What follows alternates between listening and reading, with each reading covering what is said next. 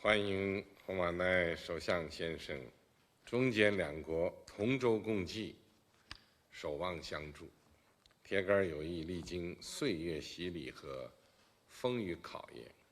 初心如磐，历久弥坚。中方坚定支持柬埔寨维护国家主权和安全，开创经济社会发展新局面。双方要增进战略互信，密切团结协作，充实钻石六边合作内涵，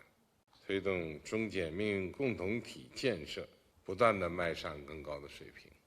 ជាថ្មីថាអាដាមនៅប្រទេសចិនជាមិត្តពិតប្រាកដនិងទុកចិត្តបំផុតរបស់កម្ពុជា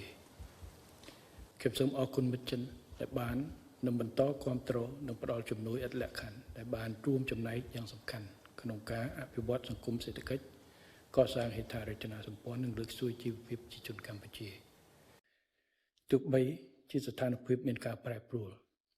រាជរដ្ឋាភិបាលកម្ពុជាដឹកនាំដោយគណៈបកប្រជាជនកម្ពុជានៅតែរក្សាជំហរ